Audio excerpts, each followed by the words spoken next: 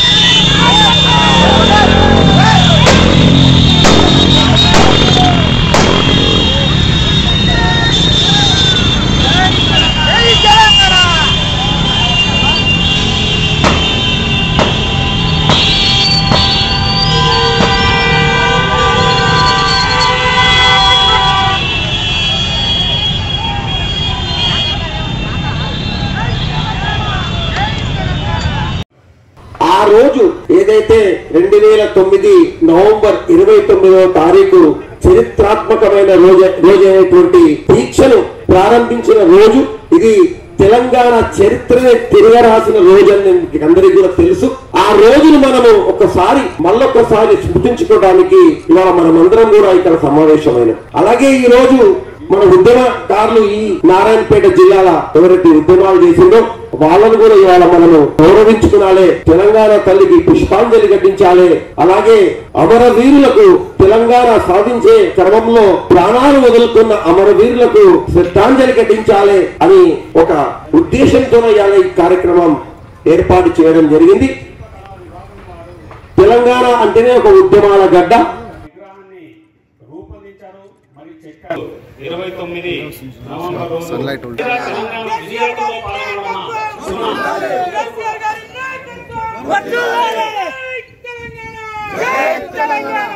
కాబట్టి ఇది 29వ తేదీన ప్రారంభించిన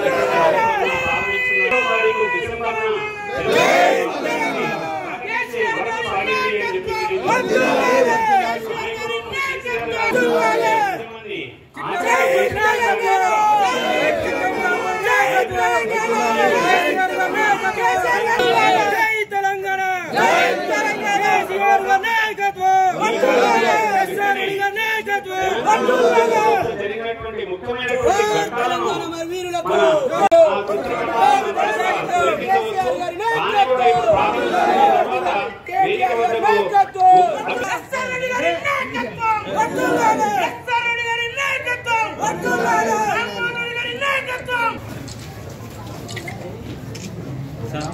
జై తెలంగాణ, జై తెలంగాణ, కేసీఆర్ గారి నాయకత్వం, కేటీఆర్ గారి నాయకత్వం, కేటీఆర్ గారి నాయకత్వం, ఎస్ఆర్ రెడ్డి గారి నాయకత్వం, ఎస్ఆర్ రెడ్డి గారి నాయకత్వం, కేటీఆర్ గారి నాయకత్వం, రామ్మోహన్ రెడ్డి గారి నాయకత్వం, రామ్మోహన్ రెడ్డి గారి నాయకత్వం, కేటీఆర్ గారి నాయకత్వం.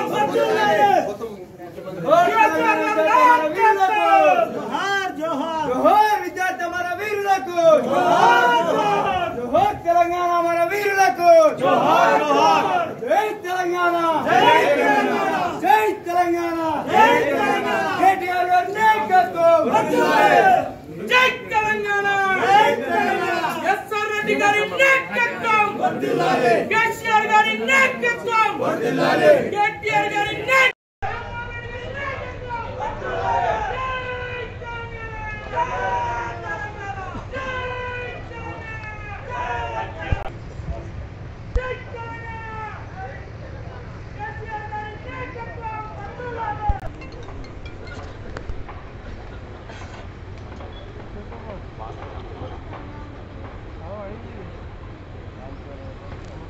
ప్రమాణ స్వీకారం వరకు చేసేటటువంటి దృశ్యమాలికను ఇప్పుడు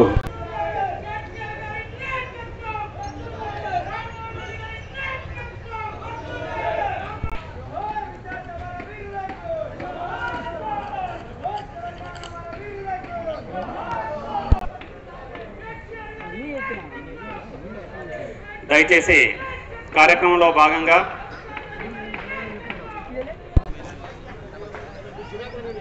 మన జిల్లా పార్టీ మండల అధ్యక్షులందరూ కూడా తెలంగాణ సాధించి 10 ఏళ్ల లోపట్నే తెలంగాణని భారతదేశంలోని నంబర్ 1 స్థానంలో నిలబెట్టిన వ్యక్తి మన కేసీఆర్ సార్. రైతులకు కానీ ఉద్యోగాలలో కానీ ఇతరత రెవెన్యూ సిబ్బందితోనే కానీ ప్రతి ఒక్కటి ఏది వదలలేదు సార్. ఎవ్వరికి ఏం కావాలో అన్నీ చేసేది. ఏ చిన్నపిల్లల దగ్గర నుంచి మొదలుకుంటే ఒక చిన్నపిల్లవాడు స్కూల్కి పోతే ఆ చిన్నపిల్లవాడికి దాదాపు 1,55,000 రూపాయలు సంవత్సరానికి ఖర్చు పెట్టి చదువులు చెప్పించి ఈరోజు చూస్తే అధోగతి కూడా ఉంది. సంవత్సరంలో పట్టిన మనం 10 ఏళ్ళకి ఎక్కి పోయినా మళ్ళా, కానీ దాన్ని ఏదో మసిపూసి మాడకాయ చేసి మాట్లాడుతున్నట్టున్న అధికారులు కానీ ఇక్కడ ఉన్న స్థానిక ఎమ్మెల్యేలు కానీ మంత్రివర్యులు కానీ ఇంత దౌర్భాగ్యం అండి. ఈరోజు రైతు బంధు వస్తే తీసుకునేరా కాంగ్రెస్ వాళ్ళు? హాస్పిటల్లో పోతే సీఎంఆర్ తీసుకొని బాగు చేసుకునేరా ఇల్లు?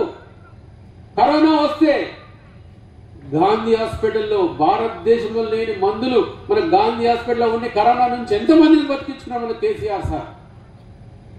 అది మర్చిపోయింది సార్. ఇవన్నీ తాత్కాలికంగా ఇప్పుడు ఎవడొచ్చి ఒక జేబులో చేయడం నా అదృష్టంగా భావిస్తా. ఎందుకంటే చెప్పుకుంటే రాజశేఖర్తో నేను 5 ఏళ్ళు చేసినాక సంతోషం అనిపిస్తుందని చెప్తుంది. కానీ 5 ఏళ్ళుగా సంపద ఏంటంటే 200 పెన్షన్, ఇందిరా ఇల్లు తప్పిస్తే ఇంకేం లేదా. ఈడ తినే తిండి కాడ నుంచి మొదలుకుంటే రాష్ట్రం వరకు ప్రతి ఒక్కటి ప్రభుత్వం భరిస్తుంది. ఈరోజు గ్రామాల పోటీ ఎంత తెలివిగా ఎంత ముందు చూపుతోనే మనకు అన్ని చేసి పెట్టిందంటే మనతో వైకుంఠ ధామాలు ఉంటుండేనా? లేదు సార్. చచ్చిపోతే ఏడగాలమో తెలియదు, చచ్చిపోతే ఏడకూడమో తెలియదు. దానికోసం ఆ శనుడు ఈ శనుడు పీకాడుకుంటుంటే నా శనికాడ ఉండవద్దు, నా శనికాడ చేయొద్దు. కానీ ఈరోజు మంచిగా వైకుంఠ ధామాలు ప్రతి గ్రామాన్ని చేసింది. పిల్లలు ఆడుకోనికే క్రీడా ప్రాంగణాలు చేసింది. ఇన్ని గానం చేసిండ్రు. మరి ఎక్కడో మనము మళ్ళీ ఎందుకు తక్కువ పడ్డదు మందికి మాత్రం కానీ 1.8% తక్కువ పడ్డది. మాకు చాలా బాధ అనిపించింది. అందరూ అంటారు అన్నీ ఉన్నా అల్లుంటుంటే సరే అన్నట్టు. ఎంత చేసినా తక్కువ కొందరికి. ఆ 1.8% గదే. ఈరోజు రైతులకు తాను స్వయంగా రైతే ఇప్పటికి వ్యవసాయం చేస్తాడు సారు. మంచి మంచి కూరగాయలు పండిస్తాడు. 2-3 సార్లు పోయి చూసి వచ్చిన సార్ తెలియకుండా, ఒకసారి నేను పోయి చూసిన సార్ తెలియకుండా. చేస్తే ఇట్లా చేయాలి వ్యవసాయం అని. ఇంకా జర మొదలు పెట్టాము ఇప్పుడు. ఎందుకంటే మేము చిన్న కాలం అప్పటి నుంచి మన వ్యవసాయ కుటుంబమే వ్యవసాయం చేస్తాం. ఇప్పుడు కూడా అదే బాపత్నాది అదే ఉన్నా నాకైతే అందరం వ్యవసాయం. కానీ ఒకటే చెప్తాడు, వ్యవసాయంలో వచ్చే ఆనందం, వ్యవసాయం వచ్చే తృప్తి దేంతో రాదు రాము మనకు అంటాడు. చెప్పండి మీ ముందరికి వస్తాం, మీ గ్రామాల పొంటి వస్తాం, మీకు ఏ సమస్యలు తీర్చిపోతామని చెప్తాం. ఇలా కొన్ని కుక్కలు కూస్తున్నాయి చూస్తున్నా. మొన్న మమ్మల్ని తీసుకుపోయి తెల్లబెట్టింది, అరెస్ట్ చేసి తీసుకుపోయి 4 గంటలకు పొద్దున వచ్చి ఏమిటి తీసుకుపోయారు అర్థం కాదు. తెలివిలేని దద్దమ్మలు, తెలివిలేని దద్దమ్మలు అంట. నేను అట్లా ధర్నా చేయాలనుకుంటే అట్లా ఏమని అనుకుంటే అంతకు ముందులో చేస్తుండే. నేను పోయి మొదటి రోజు పోయినా చేస్తుండే. కానీ స్కూల్ పోయి ఏం చేసినా మంచి వండబెట్టి పిల్లలకు తినబెట్టి వచ్చినా సార్. దానికి అరెస్ట్ చేస్తారా? అయ్యాలా సిగ్గుండదా కొంచెమన్నా? మానవత్వం అది నేర్పిన వ్యక్తి మా కేసీఆర్ సార్. మాకు ఇవ్వాలా ఎవరైనా సరే ఒకరి ఇబ్బందుల్లో ఉంటే వాళ్ళని సహకరించాలంటాడు, కానీ వాళ్ళని ఇంకా కిందికి తొక్కొద్దని అంటాడు. అది పిల్లలతో రాజకీయం చేస్తారా ఇల్లు? నిన్న ఒక మంత్రమ్మ మాట్లాడుతుంది సిగ్గు లేకుండా, అందుకని పేరుకి రా. దాంట్లో అంట మేమే ఏదో విషపూరితంగా చేసినామంట. ఎవరైనా తిండిలో విషపూరితం చేస్తారా? మంత్రులు మాట్లాడతారు. ఒకసారి ముఖ్యమంత్రి ఆదేశించినాక కూడా మలెట్లు వచ్చినాయి పురుగులు. ఒకసారి ముఖ్యమంత్రి ఆదేశించినాక మళ్ళా పురుగులు ఎట్లొచ్చినాయి అంటే దాని అర్థం ఏంటంటే అధికారము అడ్మినిస్ట్రేషన్ గుండు సున్నా. అడ్మినిస్ట్రేషన్ లేదు సార్. అదే కేసీఆర్ సారు 10 జిల్లాలను కాస్త 33 జిల్లాలు చేసిన ఘనత మన ముఖ్యమంత్రి గారి అడ్మినిస్ట్రేషన్. పంచాయతీ తీరువే అంటే శతకాలే. రాజశేఖరుడు శతకాలే చేయలే. మేము పోయి ఒక్కోసారి అడిగినాం, సార్ గిట్ట మనకు ఉన్నట్టు తప్పకుండా చేద్దాం రామ్మోహన్, టైం వేయండి నాకు అన్నాడు. చేసి ఈ రోజు ఎంత హాయిగా ఉన్నారంటే ఎవరి గ్రామ పంచాయతీ వాళ్ళకు ఏ కొట్టాటం లేవు, తగాదం లేవండి. అలాంటి దూరపు ఆలోచన వ్యక్తి మనకు కేసీఆర్ సార్. కూడా గౌరవించి ఆయన పెట్టిపోయిన స్కీమ్లను గౌరవించి ఆ స్కీమ్ నడిపించిన వ్యక్తి మన కేసీఆర్ సార్. అది కేసీఆర్ అంటే. సరే ఇప్పుడున్న ముఖ్యమంత్రి గారి సంగతి మీకు తెలిసిందే. ఆయన ఎక్కడ చేపలు పడతాడో, ఎక్కడ నీళ్ళు పోస్తాడో, ఎక్కడ ఏం చేస్తాడో తెలియదు. ఎందుకంటే ఆయన చిన్నప్పుడు చూసిన వ్యక్తి కూడా ఎట్లా బతికిండు, ఏ విధంగా పైకి వచ్చాడు. కానీ అదృష్టం కొద్ది ముఖ్యమంత్రి అయ్యిండు. అది 1.8%. ఎంత? 1.8% అది. అంతకుమించి ఏమీ లేదు సార్ అక్కడ. దానికి మనం భయపడాల్సిన అవసరం లేదు. ఎస్ రాజేంద్ర రెడ్డి అన్న గారిని మాట్లాడాల్సిందిగా మనం చేస్తాం. అన్న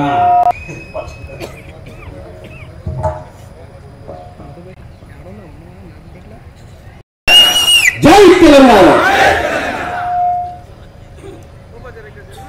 ఇవాళటి నారాయణపేటలో నిర్వహించిన దీక్షా దివస్ కార్యక్రమానికి ముఖ్య అతిథిగా మరియు పర్యవేక్షకులుగా వచ్చినటువంటి సోదరులు ఎమ్మెల్సీ కోటిరెడ్డి గారు, అలాగే నా సహచర అయినటువంటి సోదరులు చిట్టం రామ్మోహన్ రెడ్డి గారు,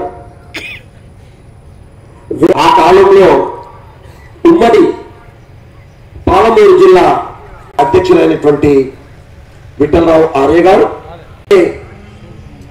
మాజీ గ్రంథకులు, ఉద్యమకారులు, అలాగే పార్టీ సీనియర్ నాయకులు, వేదిక ముందు కూర్చున్నటువంటి మన టిఆర్ఎస్ పార్టీ కుటుంబ సభ్యులు, పత్రికా మిత్రులు, మీడియా మిత్రులు అందరికి కూడా పేరు పేరున నా యొక్క హృదయపూర్వక నమస్కారం. రాజకీయ మీటింగ్ ఏం కాదు, నేను రాజకీయాలు ఏం మాట్లాడదలుచుకోలే.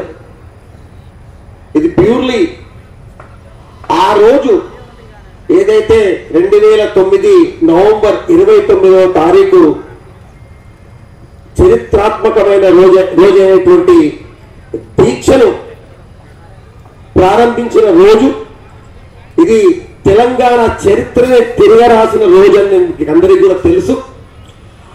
ఆ రోజును మనము మళ్ళొక్కసారి స్మృతించుకోవడానికి ఇవాళ మనమందరం కూడా ఇక్కడ సమావేశమైన. అలాగే ఈరోజు మన ఉద్యమకారులు ఈ నారాయణపేట జిల్లాల ఎవరైతే ఉద్యమాలు చేసిందో వాళ్ళను కూడా ఇవాళ మనము గౌరవించుకునాలే, తెలంగాణ తల్లికి పుష్పాంజలి ఘటించాలి. అలాగే అమరవీరులకు తెలంగాణ సాధించే క్రమంలో ప్రాణాలు వదులుకున్న అమరవీరులకు శ్రద్ధాంజలి ఘటించాలి అని ఒక ఉద్దేశంతోనే ఇవాళ ఈ కార్యక్రమం ఏర్పాటు చేయడం జరిగింది. తెలంగాణ అంటేనే ఒక ఉద్యమాల గడ్డ. 1969 వరకు కూడా తొలి తెలంగాణ ఉద్యమం నీరు కార్చిపోయినాక ఈ ఆంధ్ర పాలకుల ఆగడాలు ఇంకా ఎక్కువై తెలంగాణ అస్తిత్వమే మొత్తం కోల్పోయే టైంకు మన నీళ్లు, మన నియామకాలు, మన ఉద్యోగాలు, మన ఆఖరిలో మన కల్చరు అంతా కూడా నాశనం చేసే విధంగా తయారైనాక ఎవరో ఒకరు ముందరికి రావాలి, తెలంగాణను ఆదుకునాలని చెప్పి నేనైతే చెప్తా, ఆ దేవుడే ఒక కారణ జనుముని లాగా కేసీఆర్ లాగా ఈ గడ్డ మీదకి పంపించిందని చాలా ఓపెన్ గా మాట్లాడుతున్న. ఉద్యమంలో నా పాత్ర ఏం పెద్దగా లేదు. ఏదో ఉద్యమాలు చేస్తున్నట్టే నేను సహకరించి ఉండొచ్చు అంతే. కూర్చొని కంప్యూటర్ వేసుకొని చూస్తే నిజంగా చెప్తున్నా నా గుండె బరువెక్కింది. అది ఒక్కసారి చూస్తే నేనెందుకు ఉద్యమంలో పాల్పంచుకోలేదు, నేను కూడా ఆ రోజు జై తెలంగాణ ఎందుకు జెండా పట్టుకోలేదని చెప్పి కళ్ళ నీళ్ళు వచ్చినాయి. ఇవాళ అది మళ్ళొక్కసారి ఇంటుంటే నేను చూడకుండా కూర్చొని ఇంటుంటే కూడా నా ఎంటికలు కూడా లేచి నిలబడ్డాయి. అంటే అది అంత తమాషైన కార్యక్రమం కాదు.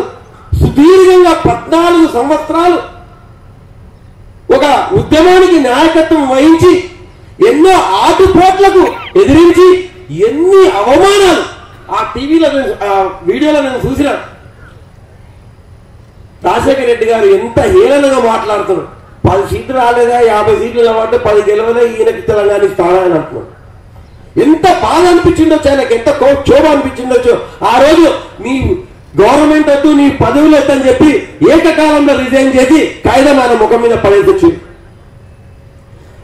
2004లో ఆ రోజు కాంగ్రెస్ పార్టీ టిఆర్ఎస్ పార్టీతో ఒప్పందం పెట్టుకొని మేము గెలిస్తే సెంట్రల్లో తెలంగాణలో ఆంధ్రప్రదేశ్ గెలిస్తే గెలిచిన వెంబడే మేము తెలంగాణ ఏర్పాటు చేస్తామని చెప్పి ఆ రోజు తెలంగాణ సెంటిమెంట్ ను వాడుకొని గెలిచిన తర్వాత ఏలనగా మాట్లాడిండ్రు. ఆ రోజు మోసం చేసిండ్రు. 2004 ఎలక్షన్ అయిన తర్వాతనే ఇస్తామని చెప్పి 2014 దాకా ఆ రోజు మీరు మోసం చేసేది కదా. ఆ రోజు మీరు 2004లో మీరు తెలంగాణ ఇచ్చింటే ఏదైతే 1200 పై చిలుకు విద్యార్థులు కావచ్చు, నిరుద్యోగులు కావచ్చు, ఉద్యోగులు కావచ్చు, తెలంగాణ ప్రజలు కావచ్చు చచ్చిపోయే వాళ్ళ అమ్మనాయనలకు గర్భశోభ ఉండేదా? ఒక్కసారి మీరు ఆలోచన చేయండి. ఇవాళ ఇప్పుడున్న ముఖ్యమంత్రి అంటాడు, రేవంత్ రెడ్డి గారు ఏమంటారంటే తెలంగాణ ఇచ్చిన తల్లి దేవతనంట ఈ సోనియా గాంధీ. ఆయన కాళ్ళు కడిగి నేను ఎట్లా వస్తున్నానంట. ఆయన స్టేట్మెంట్లు ఆయన నువ్వు నా పక్కకే కూర్చున్నావు కదా, తెలుగుదేశంలో నేను కూడా ఉండి ఆ రోజు ఏమండి బిడ్డ, ఆ రోజు 2004లో ఇచ్చింటే ఈ తెలంగాణ ఇంతమంది 1262 మంది బలి కాకుండా కదా. నిజంగా చెప్పాలంటే సోనియా గాంధీ బలిదేవత అన్నది నీవే కదరా నాయన రేవంత్ రెడ్డి. అది నోరా ఇంకేమన్నా ఒకసారి ఆలోచన చెయ్యి. ఇవాళ కాంగ్రెస్ పార్టీలో మీకు ముఖ్యమంత్రి పదవి ఇచ్చిందరే తెలంగాణ తల్లి అంటారు. రేపు పొద్దుగాల బిడ్డ నీ గురించి అందరికీ తెలుసుడా. వేరే దగ్గర హైదరాబాద్ లో తెలియదేమో కానీ మా నారాయణపేట జిల్లాలో నీ గురించి అందరికి తెలుసు. ఆ రోజు నువ్వు బలిదేవత అన్నావు. ఇవాళ నువ్వు ఆమె కాలు కడిగి ఎట్లా పోసుకుంటాను. రేపు నీ ముఖ్యమంత్రి కూర్చిపోతే మళ్ళా ఏమంటావు నాకైతే నాకైతే తెలియదు. ఇది అయినది. ఇవాళ నీకు ఇవాళ ముఖ్యమంత్రి అయిన తెలంగాణకైతే అది కాంగ్రెస్ పార్టీ పెట్టిన భిక్ష కాదు. కేసీఆర్ సుదీర్ఘంగా పోరాడి తెలంగాణ తీసుకొచ్చినందుకే ఇవాళ నువ్వు తెలంగాణకు ముఖ్యమంత్రి కాగలిగిన ఒక్కసారి ఆలోచన చెయ్యి. నువ్వు ఎవరైనా కాళ్ళు కడిగి నెత్తిలో పోసుకోవాలనుకుంటే అది కేసీఆర్ కాళ్ళు కడిగి నెత్తిలో నువ్వు పోసుకోడు. లేకుంటే నీ జన్మల నువ్వు ముఖ్యమంత్రి అవుతుంటివా? ఎన్ని ఆటుపోట్లకు ఎదిరించిండు, ఎన్ని కష్టాలు పడ్డాడు. ఒక్కసారి ఆలోచించు. ఊర్లో మన ఇంట్లో 10 మంది ఉంటేనే ఒప్పించడానికే కష్టమవుతుంది. మనకి ఏదైనా ఒక ప్రాబ్లం వస్తే అటువంటిది కాశ్మీర్ నుంచి కన్యాకుమారి వరకు దాదాపు 36 పార్టీలను ఏకం చేసి అందరినీ ఒప్పించి తెలంగాణకు అనుకూలంగా లెటర్లు తీసుకొచ్చారు కదా. మీరు ఎన్ని పరీక్షలు పెట్టిర్రు. ముందు ఇస్తామన్నారు, తర్వాత ఇయ్యలేదు. ఏమైందా అని అడిగితే వేరే పార్టీలు ఒప్పుకుంటలేవు. మేమేం చేయాలి, మేము ఒకరం కాదు కదా. యూపీఏ ప్రభుత్వం అంటే ఆ ప్రభుత్వంలో ఎన్నో పార్టీలు ఉన్నాయి. వాళ్ళు ఒప్పుకుంటలేరంటే ఒక్కొక్క పార్టీ వాళ్ళ దగ్గరికి పోయి చేతులు పట్టుకున్నాడో, గదో పట్టుకున్నాడో, ఎట్లా మొప్పించిండో, ఎంత కష్టపడ్డాడో, ఎంత క్షోభపడ్డాడో, అన్నం తిన్నాడో తినలేదో, ఎన్ని రాత్రులు నిద్రపోయిండో నిద్రపోలేదో, ఒక్కొక్క పార్టీని అడుక్కొని వాళ్ళని ఒప్పించి మెప్పించి 36 మంది దగ్గర ఉత్తరాలు తీసుకొచ్చేది అంత ఈజీయా? ఇది తెలంగాణ కోసము కేసీఆర్ చేసే త్యాగం కాదా? ఇలా ఏ పార్టీ అని ఉండొచ్చు, కానీ తెలంగాణ తీసుకురావడం అంతా ఆయన పాత్ర ఎటువంటిది అనేది ఒకసారి మనం గుర్తుపెట్టుకోవాలి. 36 మంది పార్టీల దగ్గర లెటర్లు తీసుకొచ్చి, అయ్యా ఇంకో ఇది తీసుకో, ఈ లెటర్లు ఇది బాగానే ఉన్నాయి కానీ అన్ని పార్టీలు లెటర్లు ఇచ్చినాయి కానీ ఒక పని చేద్దాము, తెలంగాణ ఇవ్వాలా ఇవ్వద్దా, ఆడ ప్రజల అభిప్రాయ సేకరణ చేయాలి అని చెప్పి ప్రణబ్ ముఖర్జీ కమిటీని ఒకటి పెట్టి, అంతా అయినాక శ్రీకృష్ణ కమిటీ అని ఒకటి పెట్టి, దాంట్లో 8వ అధ్యాయం అని ఒకటి చేర్చి తెలంగాణ ఇస్తే, ఇంతకుముందే మన సీను చెప్తుండే ఇది నక్సలైట్ల రాజ్యం అవుతుంది, Telangana state is not feasible అనేంత రాపించి తాత్పర్యం చేసింది మీరు కాదా? ఈ కాంగ్రెస్ పార్టీ కాదా? మీ యూపీఏ ప్రభుత్వం కాదా? మీరు ఆ రోజు 2004 ఇస్తని చెప్పి ఏదో ఒప్పుకొని ఇవ్వకుండా మోసం చేసి ఎన్నిసార్లు ఇదే కేసీఆర్ రిసిగ్నేషన్ చేసి మళ్ళా గెలిచి మళ్ళా ఢిల్లీకి పోయి, అయ్యా చూడండి నేను ఓడగొడతారని చెప్పిను, ఇన్ని లక్షల మెజార్టీతో గెలిచిన తెలంగాణ ప్రజలకు తెలంగాణ కావాలని చెప్పి ఇన్ని మాటలు ఒప్పించింది. అయినా కూడా మీరు వినకుండా ఎన్నో మోసాలు, ఎన్నో సార్లు మీరు అవమానాలకు గురి చేస్తే ఎన్ని మాట్లాడినారు మీటింగుల్లో, అసెంబ్లీలో ఎన్ని మాట్లాడినారు, చీకొట్టిండ్రు. అరే అమ్మాయి అయిపో కేసీఆర్ దుగ్నం బందా, ఆ తెలంగాణ వచ్చేది లేదు చేసేది లేదు. అటువంటి టైంలో మొత్తం యావత్ తెలంగాణ ప్రజానికాన్ని కదిలించి దాంట్లో చాలా మంది పాత్రలు ఉన్నాయి, కళాకారులు ఉన్నారు, విద్యావంతులు ఉన్నారు, ఉద్యోగస్తులు ఉన్నారు, విద్యార్థులు ఉన్నారు, యూనివర్సిటీ విద్యార్థులు ఉన్నారు, ఎంతో కవులు ఉన్నారు, కళాకారులు ఉన్నారు, పాటలతో ధూమ్ ధామ్ అని చెప్పి ఎన్నో చేసి మొత్తం తెలంగాణ మొత్తాన్ని ఏకం చేసేది అంత ఆషామాషి పనేనా? ఎంత కష్టపడి ఉండొచ్చు, అంత కష్టపడిన మనిషిని ఇవాళ హేళనగా మాట్లాడతారా? ఇంత కష్టపడి మన తెలంగాణను సాధించిన వ్యక్తిని కేసీఆర్ మొక్క అనేది మళ్ళా మొలవకుండా చేస్తానంటాడా? ఇదేనా నీకున్న దేవుడిచ్చిన యజ్ఞత? ఇదేనా నువ్వు ఆ కుర్చీలో కూర్చొని మాట్లాడాల్సిన మాట? ఇంతకు నువ్వు ఆ కుర్చీలో కూర్చోవడానికి అర్హత ఉందా? ఒక్కసారి మీరు ఆలోచన చేయండి. తెలంగాణను తీసుకొచ్చిన వ్యక్తిని నానా మాటలని అగౌరవపరుస్తావా? నువ్వు అగౌరవపరిస్తే ఆయన పేరు చరిత్రలోకి వెళ్ళిపోతుందా?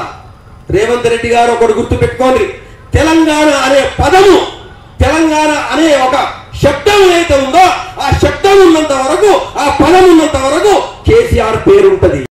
కేసీఆర్ తెలంగాణ అస్తిత్వమే కేసీఆర్, తెలంగాణ రాష్ట్రాన్ని తీసుకొచ్చింది కేసీఆర్. అవునా కాదా? మీరు ఒక్కసారి ఆలోచన చేయండి.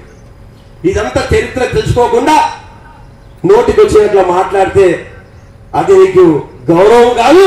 ఒక తెలంగాణ ముఖ్యమంత్రిగా ఆ తెలంగాణ ముఖ్యమంత్రి స్థాయిని నువ్వు దిగజారుస్తున్నావు, తెలంగాణ స్థాయిని నువ్వు బదార్లో పెడుతున్నావు అనేది ఒకసారి మీరు ఆలోచన చేసుకున్నాను.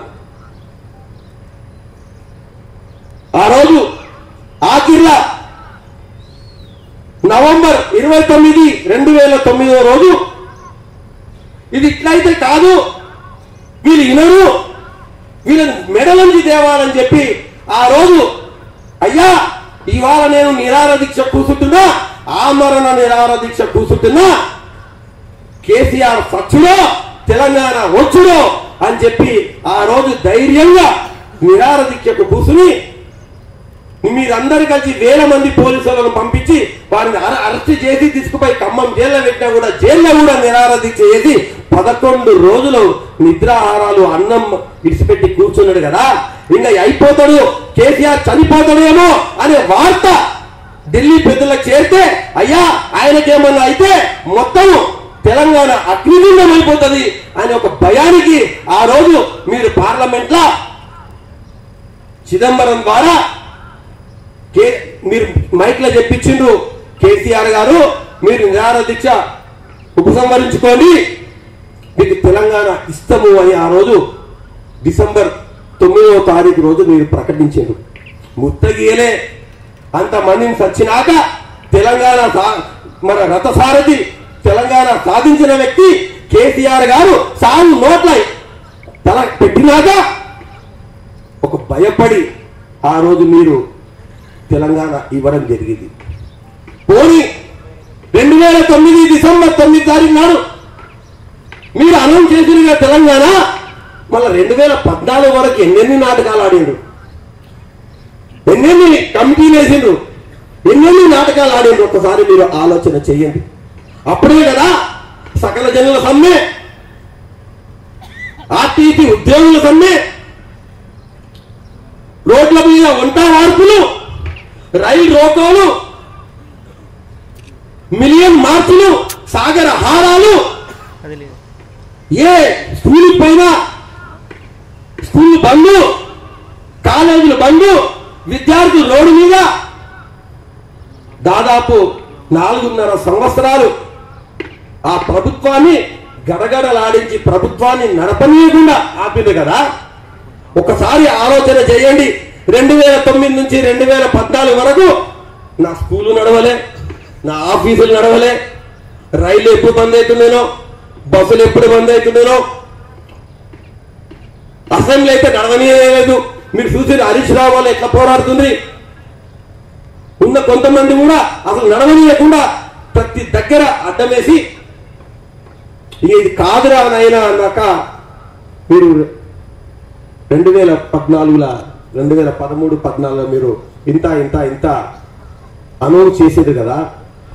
మళ్ళీ ఇంత చరిత్ర ఉన్న కేసీఆర్ గారిని చరిత్రలో లేకుండా చేస్తా అంటావు, నీకు నోరెట్లు వస్తుందయ్యా. ఇవాళ ఎత్తున ఇక్కడ కూర్చున్న మన టిఆర్ఎస్ పార్టీ కుటుంబ సభ్యులు, అరే ప్రతి ఒక్కరం పుడతాం స్వస్థమయ్యా, అధికారం శాశ్వతం కాదు, ఏం శాశ్వతం కాదు, మన చేసిన పని మాత్రం శాశ్వతము. రేపు ఇంకా 100 సంవత్సరాల వెనక కూడా తెలంగాణ ఎవరు తెచ్చిండ్రా అంటే కేసీఆర్ అంటారు కానీ రేవంత్ రెడ్డి అంటారు ఎవరన్నా? ఎవరైనా అంటారా? కారణ జనములు తెలంగాణ సాధించి తెలంగాణ రాష్ట్రాన్ని తీసుకొచ్చినాక ఆ రాష్ట్రానికి 10 సంవత్సరాలు ముఖ్యమంత్రిగా ఉండి శభాష్ అనిపించుకున్నాడు కదా. 4 కోట్ల తెలంగాణ ప్రజల గుండెల్లో గుండె చప్పుడు కదా. ఇలా ఏ రైతులు అడిగినా కూడా మా కేసీఆర్, ఏ అమ్మను, ఏ అక్కను, ఏ చెల్లెల్ని అడిగినా కూడా మా కేసీఆరే బాగుండే కదా అంటాడు కదా. నిన్నెవరని అంటున్నారా? నేనైతే సూర్య 11 నెలల ఒక ముఖ్యమంత్రిని పొట్టు తిరుగుతారు. చిన్న పిల్లగాని మాట్లాడితే కూడా ఇష్టం వచ్చినట్టు భయం అవుతుంది. నాకు ఎవరికైనా మైక్ వేయాలంటే ఎటో తిరుగుతారో మా బుద్ధురావు పోయి. నువ్వు నేర్పిస్తున్నావు ఒక ముఖ్యమంత్రిగా, నువ్వు రోల్ మోడల్, నీ భాష ఒక అందరికి రోల్ మోడల్ అవుతుంది. నోరు తెరిస్తే తిట్టినవు బిడ్డ ఇప్పుడు ఏమైతుంది. నాకైతే చూడబుద్ధి ఎట్లేదు ఆ వీడియోలు. ఆ హైడ్రా అయినాక, ఆ మూసి అయినాక కన్నోళ్ళు పిల్లలు, కాలేజీ పిల్లలు, ఆడపిల్లలు, ముసలోళ్ళు, అవ్వలు, అక్కలు, వదిలేలు, చెల్లెళ్ళు, అందరూ రైతులు ఏకవచనంతో మాట్లాడుతున్నారు కదా. ఇటువంటి తిట్లు తిన్న ముఖ్యమంత్రి ఈ భూమండలం మీద రేవంత్ రెడ్డి మొదటివాడు అనుకుంటారు. అవునా కాదు? ఒకసారి ఆలోచన చేసి ఇటువంటి దీక్షా దివస్ మనం ఎల్లప్పుడూ కూడా గుర్తుపెట్టుకోవాలి. ఆ స్ఫూర్తి మనలో ఉండాలి. తెలంగాణ అనే పదాన్ని మనం గౌరవించాలి. ఒకప్పుడు ఫోన్ చేస్తే ముందు మనం ఏమంటాం? హలో నమస్తానా అంటాం, లేకుంటే నమస్తానా అంటాం. అప్పుడు ఏమంటుంది? ఫోన్ లేపిందా జై తెలంగాణ అంటుంది. ఫోన్ లేపితే జై తెలంగాణ అంటుంది. అటువంటి స్ఫూర్తి మళ్ళా మనకు రావాలి. మీరు మాకు ఫోన్ చేసినా, నేను మీకు ఫోన్ చేసినా ఫోన్ వచ్చిందడే జై తెలంగాణ. జై తెలంగాణ అనేది మన అస్తిత్వం, మనకు ఒక గర్వకారణం. ఇంతకుముందు చూసిన ఆ వీడియోలు చూస్తే, లేకపోతే ఒక ధూమ్ధాం పాట వింటే మనసు ఎట్లా ఉప్పొంగుతుంది. ఈ వీడియోలో ఏదైతే ఉందో మీ అందరికి కూడా మొబైల్లో స్మార్ట్ ఫోన్ ఉన్నోళ్ళకి అన్నదమ్ములకు అందరు కూడా మొబైల్లో వచ్చింది. మీరు చూడండి, 10 మందికి చూపియండి తెలంగాణ హిస్టరీ, తెలంగాణ ఎట్లా సాధ్యమైంది, తెలంగాణ అంటే ఏంది అనేది వాళ్ళకందరికీ చూపియండి. తెలంగాణ భవిష్యత్తు కోసం బంగారు తెలంగాణకు బాటలు వేయడానికి ఇక్కడ కూర్చున్న మనం అందరం కూడా పునరంకితం కాయిదాం. ప్రజల తరఫుకెళ్ళి ఓకే, ఇలా మనం అధికారంలో లేకపోవచ్చు, అధికారం ఉంటుంది పోతుంది, అదే పెద్ద పనేం కాదు. 10 ఏళ్ళు మనం గొప్పగా చేసుకున్నాం. 11 నెలల్లో మీరు చూస్తున్నారు ఎటువంటి పాలన చేస్తున్నారు. హైడ్రా అంటిది, మూసీ నది అంటిది, లగచెర్ల అంటిది. మా సహచర మాజీ ఎమ్మెల్యే నరేందర్ రెడ్డి గారిని తీసుకుపోయి జైలు వేస్తుంది. ఏం పాపం చేసిండు? గిరిజనులకు అన్యాయం అయింది అన్నందుక? లేకపోతే నరేందర్ రెడ్డి అన్న కూడా ఇవాళ మా జతకి ఇవాళ కూర్చుంటుండే మీ ముందర తీసుకుపోయి ఇలా చెర్లపల్లి జైల్లో పెట్టావు. 1 కాదు 3 FIRలు పెట్టావు, 3 కేసులు వేసావు. ఇప్పుడే మాకు సమాచారం వచ్చింది 2 కేసుల్లో 3 కేసుల్లో 2 కేసుల్లో కొట్టేసి 2 కేసులు ఇప్పుడే హైకోర్టు 10 నిమిషాల కిందే మాకు ఇన్ఫర్మేషన్ వచ్చింది. 3 కేసులు పెడితే హైకోర్టు 2 కేసులు కొట్టేసింది. ఇంకొక కేసు ఉంది. ఒక 3-4 రోజుల్లో నరేందర్ రెడ్డి గారికి కూడా బెయిల్ వస్తుంది.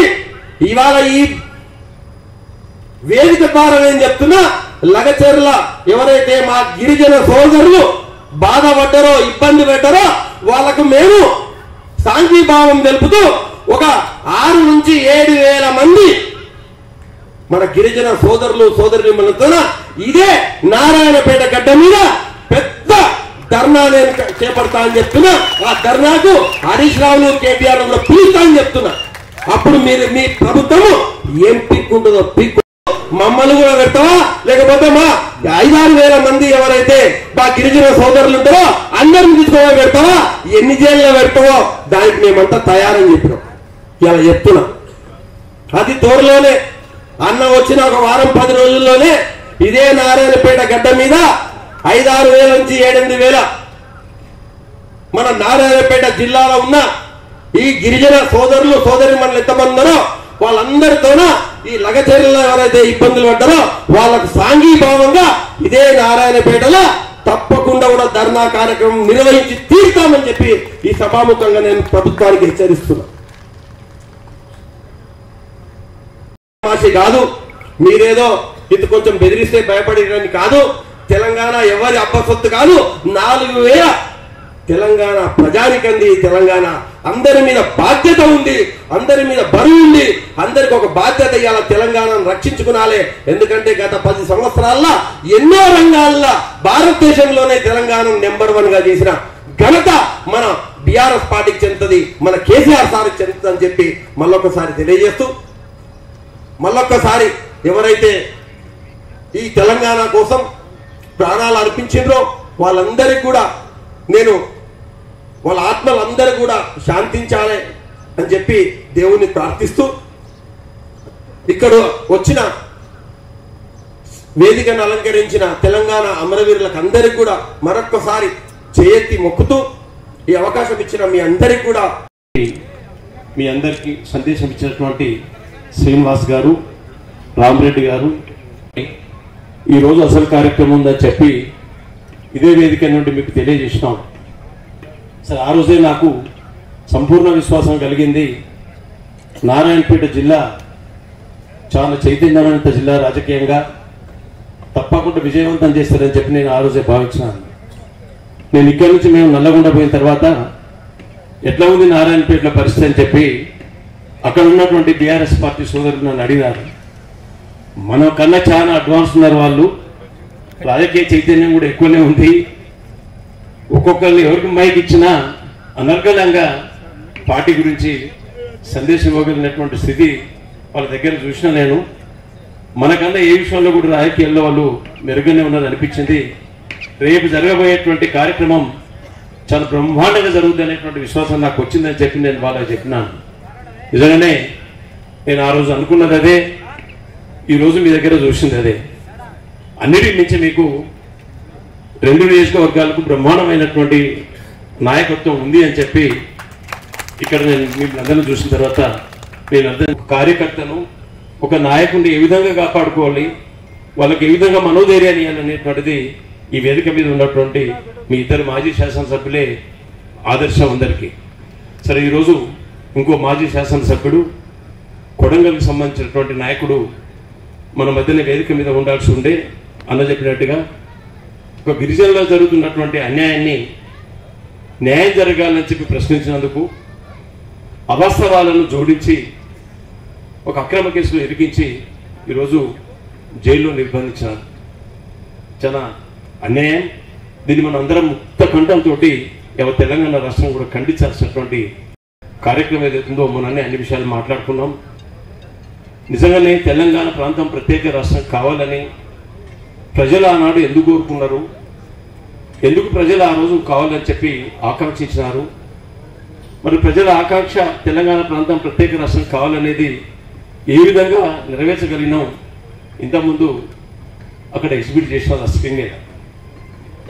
నిజమే, నాకన్నా ముందు మాట్లాడినటువంటి మిత్రులు కూడా ఏ ఒక్కరు కూడా తీసిపోకుండా ఒకరి నుంచి ఒకరు మాట్లాడినారు. పెద్దలు విఠలరావు గారు చెప్పినారు, అస్తిత్వం కోసం జరిగినటువంటి పోరాటం వాస్తవం, ఆత్మగౌరవం కోసం జరిగినటువంటి పోరాటం ఇది యథార్థం. ఆ రోజు మన ప్రాంతానికి, మన ప్రజలకు జరిగినటువంటి అన్యాయం, వివక్ష, దోపిడీ, అవమానాలు వీటన్నిటిని బేరీజ్ చేసుకుని ఆనాడు 1960 దశాబ్ద కాలంలోనే ఈ తెలంగాణ ప్రాంతం ప్రత్యేక రాష్ట్రం అయితే తప్ప దీనికి సమస్యకు పరిష్కారం లేదని చెప్పి భావించి ఉద్యమాన్ని మొదలుపెట్టినాను. సరే, ఆ ఉద్యమంలో పాల్గొన్నటువంటి పెద్దల విఠలరావు గారు ఉన్నారు. అది 1969లో ఉద్యుతంగా లేచి తెలంగాణ రాష్ట్రం ఏర్పాటవుతుందని చెప్పి ఒక విశ్వాసం కలిగేటువంటి స్థాయికి పోయినప్పటికీ అనేక రాజకీయ పరిణామాల క్రమంలో ఆ రోజు తెలంగాణ ప్రత్యేక రాష్ట్రం కాలే, తిరిగి మళ్ళా మొదటికి వచ్చింది. తర్వాత మధ్యన ఒకలో ఇద్దరు పెద్ద మనుషులు దాన్ని కాస్త ముందు తీసుకుపోవడానికి ప్రయత్నం చేసినప్పటికీ కార్యరూపం దాల్చలే. చిట్ట చివరికి మన అధినాయకుడు, తెలంగాణ జాతిపిత, మన పార్టీ అధ్యక్షులు, మాజీ ముఖ్యమంత్రి వర్యులు కేసీఆర్ గారు తెలంగాణ ప్రాంతాన్ని సంపూర్ణంగా అర్థం చేసుకొని, అవగాహన చేసుకొని, ఇక్కడ ఉన్నటువంటి సమస్యలు, జరిగినటువంటి నష్టం, మనకు జరిగినటువంటి దోపిడీ, వివక్ష అన్ని బేరీ చేసుకొని ఆ రోజు ఉన్నటువంటి మేధావులతోటి, ఆ రోజు ఉన్నటువంటి నిష్ణాతులను పిలుచుకొని, అన్ని వర్గాలకు సంబంధించినటువంటి నిపుణులను పిలుచుకొని ఒక్కొక్క రంగంలో ఈ తెలంగాణ ప్రాంతానికి ఏ విధంగా అన్యాయం జరిగింది, దోపిడీ జరిగిందని చెప్పి నెలల తరబడి సమీక్ష చేసుకొని చిట్ట చివరికి తెలంగాణ సాధనకు కంకణం కట్టుకొని ముందుకు వచ్చినటువంటి పరిస్థితి. మరి ఇది 8 సంవత్సరాల ఉద్యమం జరిగిన తర్వాత కూడా ఏప్రిల్ 27, 2001లో ఉద్యమాన్ని మొదలుపెట్టి టీఆర్ఎస్ పార్టీని స్థాపించి తెలంగాణ సమాజాన్ని ముందుకు నడిపిస్తున్నటువంటి తరుణంలో నిజంగానే 8 సంవత్సరాలు పోరాటం చేసినప్పటికీ ఎడు చూసినా తెలంగాణ వచ్చేటట్టు వారికి కనపడలేదు, ఆ విశ్వాసానికి రాలేకపోయింది. ఏం చేయాలి? 8 సంవత్సరాల పోరాటంలో కూడా ఈ భారత ప్రభుత్వం ఉలుకులేదు, పలుకులేదు. సమైక్యవాదులు ఎప్పటికప్పుడు వాళ్ళ ఎత్తుగడలతో దాన్ని తిప్పికొడుతున్నారు. ప్రత్యామ్నాయం ఏంది అని చెప్పి మళ్ళీ ఒకసారి ఆలోచించి తను సావుడో తెలంగాణ తెచ్చుడో చెప్పి తన ప్రాణాన్ని పనంగా పెట్టి అమర నిరాహార దీక్ష కూర్చున్నటువంటి రోజే ఇవాళ నవంబర్ 29 వారు దీక్షకు కోనుకున్నటువంటి రోజు. మరి వారు ఆ రోజు తీసుకున్నటువంటి ఆ సాహసోపేతమైన నిర్ణయం దేశ రాజకీయ వ్యవస్థని ఆలోచింపజేసింది. రాష్ట్రంలో ఉన్నటువంటి అన్ని రాజకీయ పార్టీల్లో ఒక కదలిక వచ్చింది. భారత ప్రభుత్వం తెలంగాణ ఇవ్వకపోతే తప్పని రాజకీయ పరిస్థితుల్ని తయారు చేయగలిగినాడు. పార్టీ ఇచ్చిందని చెప్పుకునేటువంటి పెద్దలకు నిజంగానే మీరు డిసెంబర్ 9, 2009లో అనౌన్స్ చేసినటువంటి తెలంగాణ అన్న రాజేందర్ రెడ్డి గారు చెప్పినట్టు 2013 వరకు ఎందుకు ఆగినట్టు? నిజంగా మీకు ఇవ్వాలనే చిత్తశుద్ధి ఉంటే ఆ రోజు ఎందుకు దాన్ని ప్రకటన పూర్తి నిలుపుకోలేకపోయినారు? అంతమంది విద్యార్థులు బలిదానం తీసుకున్నారు. మీరు ఇచ్చిన తెలంగాణ కాదు ఇది, మేము కొట్లాడి సాధించుకున్న తెలంగాణ. తెలంగాణ ఇవ్వకపోతే తప్పని రాజకీయ పరిస్థితులను సృష్టించింది కేసీఆర్ గారు, వెనకాల నడిచింది మనందరం. ఆ రోజు వారు తీసుకున్నటువంటి నిర్ణయం తెలంగాణ సాధనలో చాలా చారిత్రకమైనటువంటి సందర్భం. ఎన్నో మలుపులు తిరిగి తెలంగాణ సాధనకు పునాదులు పడ్డటువంటి రోజు కాబట్టి దాన్ని దీక్ష దివాస్ అనేటువంటి పేరుతోటి ఈరోజు మనం కార్యక్రమాలు జరుపుకుంటున్నాం. మరి ఈరోజు జరుపుకోవడం ఉన్నటువంటి ఉద్దేశం, తెలంగాణ చరిత్ర ఆనాడు పాల్గొన్నటువంటి విఠలరావు గారు తెలుసు, మధ్యలో 2001 నుంచి మొన్న దానికి ఉద్యమం చేసినటువంటి ఉద్యమకారులకు పాల్గొన్న మనందరికీ తెలుసును. కానీ ఈ తెలంగాణ సాధించినటువంటి తీరు, తెలంగాణలో జరిగినటువంటి అన్యాయం భావితరాలకు, భవిష్యత్ తరాలకు, నేటి తరాలకు కూడా తెలియజేయాల్సినటువంటి బాధ్యత మన మీద ఉంది. మనం మననం చేసుకోవడంతో పాటు తెలంగాణ ఉద్యమ ఆవిర్భావం ఏ పరిస్థితిలో వచ్చింది, ఉద్యమం జరిగినటువంటి తీరేంది, దాంట్లో కేసీఆర్ గారు పోషించినటువంటి పాత్ర ఏంది, కేసీఆర్ గారు చేసినటువంటి త్యాగం ఏంది, ఉద్యమకారులు చేసినటువంటి త్యాగాలేంది, ఎంతమంది అమరవీరుల ప్రాణాలను బలిదానం చేసుకున్నారు, ఇవన్నిటిని మనం కూడా ఒకసారి మననం చేసుకోవడంతో పాటు భవిష్యత్ తరాలకు తెలియజేయాలనేటువంటిదే ఈ దీక్షా దివస్ కార్యక్రమం యొక్క ఉద్దేశం. నిజంగానే ఎట్టకేలకు తెలంగాణ సాధించుకున్నాం. తెచ్చుకున్నటువంటి తెలంగాణను ప్రజలు నిజంగానే కేసీఆర్ గారిని గుర్తించారు, గౌరవించారు. 2014లో అధికారం ఇచ్చినారు. చక్కగా బ్రహ్మాండమైనటువంటి పరిపాలన చేసినాం. ఈనాడు పరిపాలన మాదిరి కాదు. ఎన్నికల మేనిఫెస్టోలో పెట్టినటువంటి అంశాలతో పాటు ఎన్నికల మేనిఫెస్టోలో పెట్టినటువంటి వాటిని కూడా ఎప్పటికి ఆలోచన వస్తే తెలంగాణ సమాజానికి ఏది ఉపయోగపడుతుంది అనుకుంటే, ఈ రాత్రి అనుకుంటే రేపు పొద్దున పథకం పెట్టాడు. ఆ విధంగా భారతదేశం ఆశ్చర్యపడేటువంటి పద్ధతిలో దేశానికి ఆదర్శంగా పరిపాలన అందించి తెలంగాణ రాష్ట్రాన్ని దేశానికి అన్ని రంగాల్లో ముందుంచినాడు. అది మనం తెలంగాణ వచ్చిన తర్వాత సాధించుకున్నది. ఒక్కొక్క రంగాన్ని మనం నిశ్చితంగా పరిశీలిస్తే ఆనాడు తెలంగాణ వ్యవసాయ రంగం, తెలంగాణ రాష్ట్రం, తెలంగాణ ప్రాంతం ప్రత్యేకంగా రాకముందు తెలంగాణ వ్యవసాయ రంగం పరిస్థితి ఏముంది? మహబూబ్ నగర్లో ఉన్నటువంటి నీటిపారుదల ప్రాజెక్టుల సంగతి ఏంది? ఇక్కడ ఉన్నటువంటి జనవరులను ఏ మేరకు వాడుకోగలిగినాం? అవి అవునన్నా కాదన్నా 70-75% వ్యవసాయ రంగం మీద ఆధారపడినటువంటి ప్రాంతం ఈ తెలంగాణ రాష్ట్రం. మిగిలినటువంటి వాళ్ళు వ్యవసాయ ఆధారం మీద, వ్యవసాయ రంగం మీద ఆధారపడినటువంటి శ్రామికులు, కార్మికులు ఉన్నారు.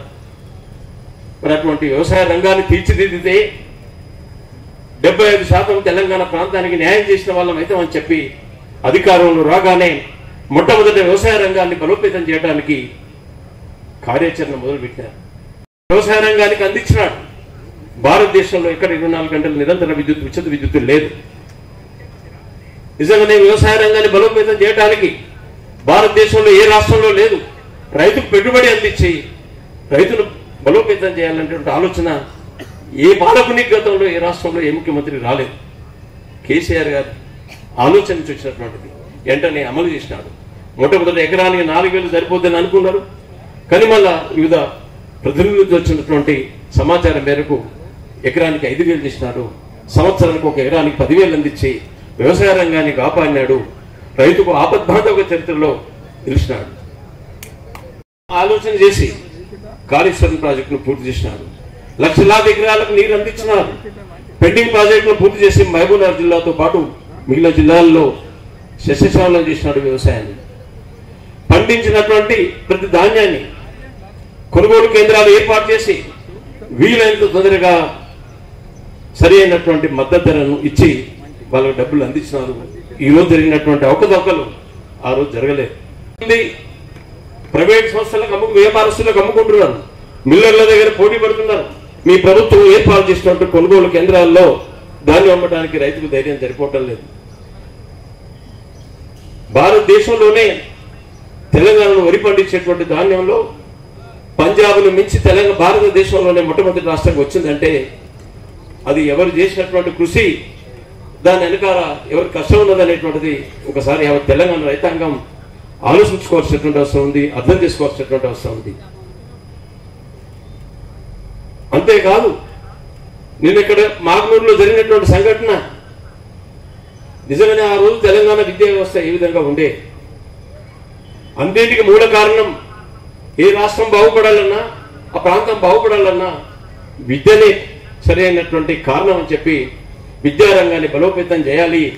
అణగారిన వర్గాల పిల్లలు, ఎస్సీ మైనార్టీలు అన్ని వర్గాల పిల్లలకు, కోటీశ్వర్ల పిల్లలు ఏ విద్యనైతే అందుకుంటున్నారో, కోటీశ్వర్ల పిల్లలైతే ఏ విధంగా నాణ్యమైనటువంటి ఆహారం తీసుకుంటున్నారో, ప్రభుత్వ అధినేతగా మనకు కూడా మన బాధ్యత అది.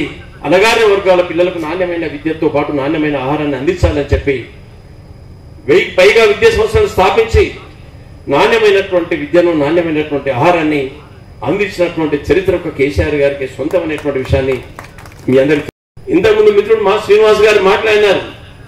నిజంగానే గురుకులాలలో సీట్లకు ఎప్పుడు రద్దీ ఉంటుండే, నాయకుల దగ్గర, ఎమ్మెల్యేల దగ్గర. ఎప్పుడు చూసినా ఎవరు వచ్చారు అంటే గురుకులాల సీట్లలో వచ్చి లేవగానే చూడగానే అదే ఉంటుండే పరిస్థితి. కానీ ఈనాడు ఆ పరిస్థితి లేదు. నిన్న మొన్న జరిగినటువంటి ఈ జిల్లాలో మన పక్క మక్తల్ నియోజకవర్గంలో జరిగినటువంటి సంఘటన, ఒక వారం రోజుల్లోనే 3 దఫాల ఆహారం కలుషితమైందంటే మీ పరిపాలన ఏమవుతుందో, గురుకులాలకు పంపించేటువంటి విద్యార్థుల తల్లిదండ్రులకు ఏ విధంగా ఘోషపడుతున్నారో, మరి వాళ్ళు ఏ విధంగా వాళ్ళకి ధైర్యం సరిపోతుంది గురుకులాల పిల్లల్ని పంపించాలంటే ఓసారి మనం ఆలోచించాల్సినటువంటి అవసరం ఉంది. నిజంగానే ఇంతకుముందు మిత్రులు మాట్లాడినట్టు బేకరీలు ఏదో కొనుక్కున్నారు, వాళ్ళు కొనుక్కొని తిని ఆహారం కలుషితమైందని. నిజంగా అంతమంది పిల్లలకు ఆహారం కలుషితమైందా? ఏమన్నా బేకరీలకు ఒకడో ఇద్దరో కొనుక్కుంటే అవుతుంది. అది చెప్పడానికన్నా ఉండాలి. కారణం మా పాలన లోపం అని చెప్పలేక కుంటి శాఖలతోటి పక్కదారి పట్టించేటువంటి ప్రయత్నంలో భాగం. ఈ విధంగా కళ్యాణ లక్ష్మిని ఉపయోగించి పేదవాడు ఆడపిల్ల పెళ్లి చేయాలంటే అనేక సమస్యలు ఉంటాయనేటువంటి విషయాన్ని గుర్తించినటువంటి కేసీఆర్ గారు మొదట 50,000 రూపాయలు పెళ్లికి అందించి, సరిపోవని 75,000 అందించి, ఇది కూడా సరిపోవనేటువంటి ప్రతిపాదన మేరకు 1,00,000 రూపాయలు ఇచ్చి పేదింటి ఆడపిల్లల పెళ్లికి ఆపద్బాంధవుడు కేసీఆర్ గారు భారతదేశంలో ఈ రాష్ట్రంలో లేదనేటువంటి విషయాన్ని మనం గుర్తు చేసుకోవాల్సిన అవసరం ఉంది. అదొకటే కాదు, పెన్షన్ వ్యవస్థను బలోపేతం చేసినారు. గత కాంగ్రెస్ ప్రభుత్వంలో 75 రూపాయల నుంచి నిజాన్ని రాజశేఖర రెడ్డి గారి ప్రభుత్వంలో ఇంతకు అన్నం రామ్మోహన్ రెడ్డి గారు చెప్పినట్టు 200 రూపాయల పెన్షన్ మాత్రం ఉండే. కానీ 200 రూపాయలు పెరిగిన అవసరాల రీత్యా, పెరిగిన నిత్యావసర సరుకులు వారు పెరిగినటువంటి ధర రీత్యా 200 ఏములో సరిపోవని చెప్పి 2,000 రూపాయలు చేసినారు, 2,000 రూపాయలు అందించినారు. భారతదేశంలో ఏ రాష్ట్రంలో ఆ పెన్షన్ వ్యవస్థ లేదు. మరీ వికలాంగులకైతే 4,000 రూపాయలు అందించినటువంటి ఘనత కేసీఆర్ గారి. అదొకటే కాదు, పాలనా సౌలభ్యం కొరకు నిజంగానే మీరందరూ ఎవరైనా కళలో కూడా ఊహించుండకపోవచ్చు నారాయణపేట జిల్లా అవుతుందని. మేము వస్తుంటే చూసినాం మెడికల్ కాలేజ్ ఎంత బ్రహ్మాండంగా ఉంది. మీరు ఎవ్వరు కూడా ఊహించుండకపోవచ్చు, కళలో కూడా ఆలోచన రాకపోవచ్చును. నారాయణపేటకు కూడా ఒక జిల్లా కేంద్రం అవుతుంది, కలెక్టర్ అందుబాటులో ఉంటాడు, మెడికల్ కాలేజ్ వస్తుంది, ఇక్కడ విద్యార్థులు మెడిసిన్ చదువుకుంటారని. ఇది కేసీఆర్ గారి పరిపాలన. ఈ విధంగా ఒక్కొక్కడి అధిగమించుకుంటూ చేసి తెలంగాణ బంగారు తెలంగాణ దిశగా మనం కేసీఆర్ గారిని కాపాడుకోలేకపోయినాం. సరే, జరిగిందేదో జరిగింది, అయిపోయింది. ఇప్పుడు వస్తున్నటువంటి ప్రభుత్వం, ఇప్పుడు వచ్చిన ప్రభుత్వం ఏం చేస్తుంది? ఆచరణ సాధ్యంగా అన్నటువంటి హామీలు ఏ విధంగా చూసినా మీరు అమలు చేయలేనటువంటి హామీలను ఇచ్చి ఈరోజు ఏం చేసినావు? పెన్షన్ 2,000 రూపాయల నుంచి 4,000 రూపాయలు అన్నావు. ఇంట్లో ఒక్కరికే పెన్షన్, ముస్లింలకు వస్తే ముస్లింలకు వస్తలేదు, ముస్లింలకు వస్తే ముస్లింలకు వస్తలేదు అన్నావు. ఇద్దరికి పెన్షన్లని అన్నావు. ఎవరైనా ఉద్యోగస్తుల నుండి తల్లిదండ్రులు ఇంటి దగ్గర ఉంటే వాళ్ళ పెన్షన్ ఇస్తలేరు ఈ ప్రభుత్వం, నేను వస్తే వాళ్ళకు కూడా పెన్షన్ అన్నావు. ఏమైంది నీ పెన్షన్? కనీసం ఆలోచన చేస్తున్నావా? ఆ పెన్షన్లకు ఆశపడి కేసీఆర్ ప్రభుత్వాన్ని కూలగొట్టుకున్నాం. నిజంగానే 5,000 రూపాయల ఎకరాలు సరిపోతలేవన్నావు. 2 కార్లు ఏంది, 3 కార్లు పంటలు పండుతున్నాయి, 3 కార్లు ఇవ్వాలని అన్నావు. 5,000 కాదు, నేను వస్తే 7,500 అన్నావు. 7,500 ఎక్కడ పోయినాయి? 5,000 2 కార్లకు కూడా గదులు లేవు. నువ్వు 3వ పంటకి ఇస్తున్నాను. ఏం ఆలోచిస్తున్నావు ముఖ్యమంత్రి గారు అని చెప్పి ఆలోచిస్తున్నావు. అదొకటే కాదు, బీసీ డిక్లరేషన్ లో 1,00,000 కోట్ల రూపాయలు నేను అనౌన్స్ చేస్తా అన్నావు. సంవత్సరానికి 20,000 కోట్లు ఇస్తా అన్నావు. కానీ మొన్న నువ్వు అధికారంలోకి వచ్చిన తర్వాత నువ్వు ప్రవేశపెట్టినటువంటి బడ్జెట్ లో బీసీలకు ఇచ్చింది 8,000 కోట్లు మాత్రమే. ఈ విధంగా 8,000 కోట్లు ఇస్తే మరి 5 సంవత్సరాలకు 40,000 అవుతాయి. 1,00,000 కోట్లు ఎప్పుడు కావాలి? బీసీ విద్యార్థులకు, బీసీ యువతకు వడ్డీ లేనటువంటి రుణాలు 10 లక్షల రూపాయలు వడ్డీ లేకుండా ఇస్తా అన్నావు. ఆ ఆలోచన ఏమైంది? హామీ ఏమైంది అని చెప్పి అడుగుతున్నాం. అదొకటే కాదు, ఎన్నికల్లో మహిళలకు నువ్వు ఇచ్చినటువంటి హామీ నువ్వు ప్రభుత్వంలో రావడానికి ప్రధాన కారణమైనటువంటి ఆ మహాలక్ష్మి పథకం ఒక్కొక్క మహిళకు 2,500 రూపాయలు నెలకు ఇస్తాను. నువ్వు అధికారంలో కూర్చోవడానికి ప్రధాన కారణమైనటువంటి హామీ ఇలా ఏమైంది, ఎప్పుడెవరో చేస్తామని చెప్పి చెప్పలేని నిస్సాయ స్థితిలో నువ్వు నీ ప్రభుత్వం ఉంది. ఇస్తే నేను అన్నావు కళ్యాణ లక్ష్మికి, ఏం ఆలోచన చేస్తున్నావు? ఏం లేదు, దిక్కులు చూసిన పరిస్థితిలో ఉన్నావు. పెట్టుకుంటే దేవుళ్ళ మీద ఒట్లు పెడుతున్నావు, లేకపోతే బూతు మాటలు మాట్లాడుతున్నావు. నీ వయస్సుకు నీ అనుభవానికి కేసీఆర్ గారు నువ్వు మాట్లాడేటువంటి మాటలు నీకు తగవు అని చెప్పి వేదికను హెచ్చరిస్తున్నావు. ఏది నువ్వు మాట్లాడేటువంటి మాటలు దేవుళ్ళ మీద ఓట్లు తిడితే బూతు మాటలు తప్ప నువ్వు ఇచ్చిన హామీలను ఏ విధంగా నిలబెట్టుకోవాలనేటువంటి ఆలోచన చేస్తున్నట్టు కనపడటం లేదు. నేను ఒక ఆయన మాట్లాడుతున్న డిప్యూటీ చీఫ్ మినిస్టర్ నేను పత్రికలలో చూసిన, ఆయన అంటే కొద్దిగా మాకు గౌరవం ఉండే గతంలో. సరే కొద్దిగా కాంగ్రెస్ వాది, కొద్దిగా క్రమశిక్షణతో ఉన్నాడు, ఒక మితభాషి, ముఖ్యమంత్రి వదిలినట్టు ఆయన ఊర్లడనేది ఉండే. ఆయన నేను మాట్లాడతాడు, కేటీఆర్ గారట అక్కడేదో కలెక్టర్ను సన్యాసి అని అన్నాడట. దానికి ఆయన గగ్గోలు పడి కేటీఆర్ గారు వాడేటువంటి భాష అభ్యంతరకరమైంది, దాన్ని ఏ విధంగా కూడా సహించకూడదు అనేదో మాట్లాడుతున్నారు. ఉప ముఖ్యమంత్రి గారు, మీ ముఖ్యమంత్రి గారు మాట్లాడేటువంటి భాషను మీరు ఒక్కసారన్నా ఆలోచించిండ్రా? ఏంది ఆయన మాట్లాడేటువంటి మాటలు? మరి సన్యాసి అనడం ఏ విధంగా తప్పైంది? సన్యాసి అనే మాట అనకుండా పేగులు తీసుకొని మెడ చేసుకుంటామని చెప్పాలనా? కళ్ళు గుడ్లు తీసి సీసం గోళీలు ఆడతామని చెప్పాలనా? మరి ఏమని అనాలి? లాగులో తొండలు కూడా ఇస్తాను అన్నాడు. ఆ భాష ఆయన మరి రాదు. నిన్నే రామ్మోహన్ రెడ్డి అనే పత్రికా సమావేశంలో మాట్లాడుతున్నప్పుడు ఇవ్వలేదు మహబూబ్ నగర్ లో మీటింగ్ ఉంది, అలా ఏం మాట్లాడతాడు అని అనిపిస్తుంది, భయం అవుతుంది అన్నాడు. నిజంగానే మరి వీడికి వచ్చి ఏం మాట్లాడతాడో కూడా తెలియదు, ఎక్కడ ఏం మాట్లాడాలో తెలియదు. ముఖ్యమంత్రి అంటే హుందాగా వివరించాలి, పాలనా దక్షత ఉండాలి. ఎస్, ఆర్థిక వనరులు ఇచ్చిన హామీలకు ఒకసారి సరిపోతాయి, సరిపోవు. దానికి ప్రణాళికాబద్ధంగా ఏ విధంగా ముందుకు పోవాలి, ఆ విధంగా ఉండాలి. నువ్వెక్కడ, కేసీఆర్ ఎక్కడ? కేసీఆర్ గారిని ఏ విధంగా పోల్చుకుంటావు? ప్రజా సమస్యలను అవగాహన చేసుకునే దాంట్లో కానీ, ప్రజా సమస్యలను పరిష్కరించే దాంట్లో కానీ, పాలనా దక్షతలో కానీ ఏ విధంగా చూసినా కేసీఆర్కు నువ్వు కాలు గోటి కూడా జరిపోనేటువంటి విషయాన్ని మరి మేధావులు ఎన్నికల ముందు కాస్త నోరు తెరిచి మాట్లాడినారు. ప్రజాస్వామ్యవాదులు ఏదో కాస్త ఏదో అన్యాయం జరుగుతుందని చెప్పి ఎన్నికల ముందు మాట్లాడినారు. వాళ్ళందరూ నేను విజ్ఞప్తి చేస్తున్నా, ఈ 11 ఏళ్ల కాలంలో రాష్ట్రంలో శాంతి భద్రతలు కరువైనాయి. ఏ ఒక్క వర్గం ఎవరు కూడా ప్రశాంతంగా నిద్రపోయేటువంటి పరిస్థితి లేదు. ప్రత్యేకించి నిన్న మనం చూసినాం, ఇది ఆయన సొంత జిల్లా కాదు, ఆయన ప్రాతినిధ్యం వహిస్తున్నటువంటి జిల్లా. ఈ జిల్లాలో ఏం జరిగిందో మీరు చూసినారు, గిరిజనులు జరిగినటువంటి అన్యాయం. సరే, ఆయన సొంత గ్రామంలో ఏం జరిగిందన్న రామ్మోహన్ రెడ్డి గారు చెప్పినారు. ఒక మాజీ సర్పంచ్ మీద వాళ్ళు అన్నదమ్ములు చేసినటువంటి దౌర్జన్య కాండలు, శాంతి భద్రతలు లేవు. మరి ప్రజాస్వామ్యవాదులు, మేధావులు, విప్లవ సంస్థలు మీ అందరినీ నేను వేదిక నుంచి అడుగుతున్నా, జరుగుతున్నటువంటి అరాచక పాలన మీద, రాక్షస పాలన మీద మీరన్నా కొంత నోరు తెరిచి మాట్లాడండి, కనువిప్పు కలుగుతుందేమో అని చెప్పి మిమ్మల్ని వేడుకుంటున్నాం. సరే, ఏదేమైనా ఇద్దరు మాజీ శాసనసభ్యులు, గౌరవ సోదరులు మీకు అండదండగా ఉంటామని చెప్పి హామీ ఇచ్చినారు. సరే, తప్పకుండా అది సాధ్యమవుతుంది. ఈ ప్రాంతంలో బీఆర్ఎస్ పార్టీ చాలా బలంగా ఉన్నది. సరే, రేపు బీఆర్ఎస్ పార్టీ ఈరోజుది ఆరంభం మాత్రమే.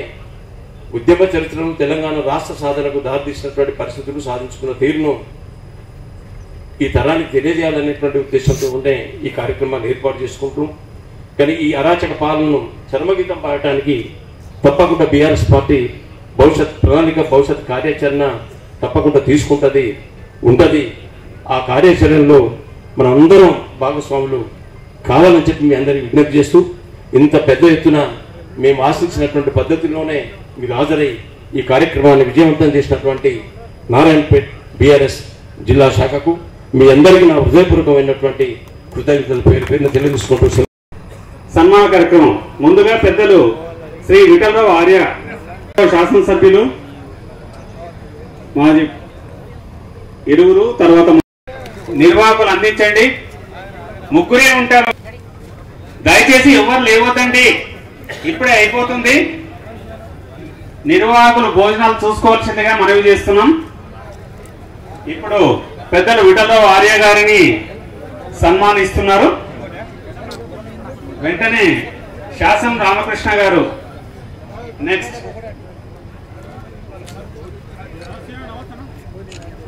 తర్వాత ఎంకే హనుమంత్ రెడ్డి గారు.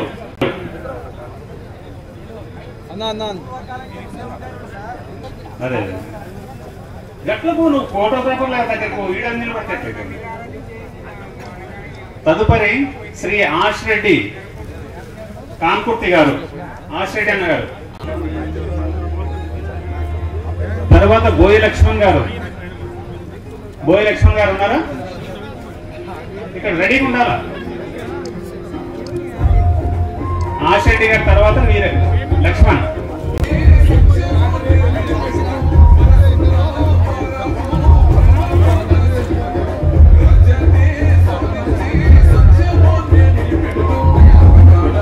ఆశ్ రెడ్డి గారి తర్వాత బోయి లక్ష్మణ్.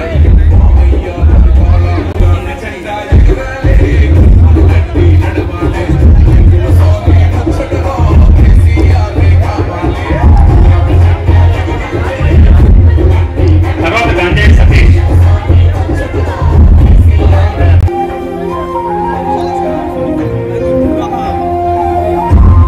సుపారి రామరెడ్డి. తర్వాత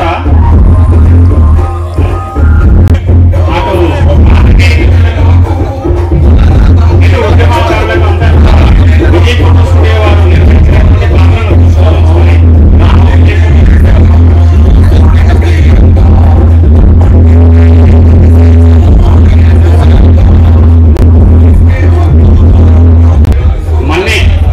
మన్నే బాబు గారు. తర్వాత మన్నే బాబు ఉన్నాడా లేడా? ఓకే. తర్వాత రామరెడ్డి అభంగపట్నం. నెక్స్ట్ రామరెడ్డి గారు రెడీగా ఉండాలి. తదుపరి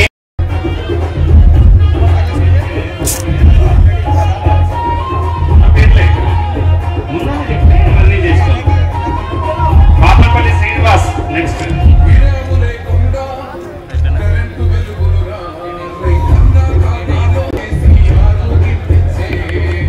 శ్రీనివాస్ తర్వాత విష్ణు మల్కాపూర్.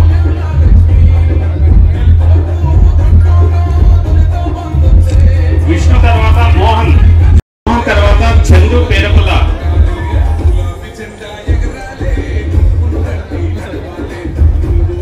గౌడ్ మద్దూరు.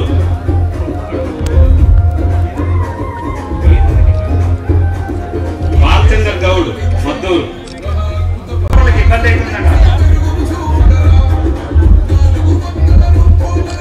వెంకటప్ప తర్వాత గుండప్ప.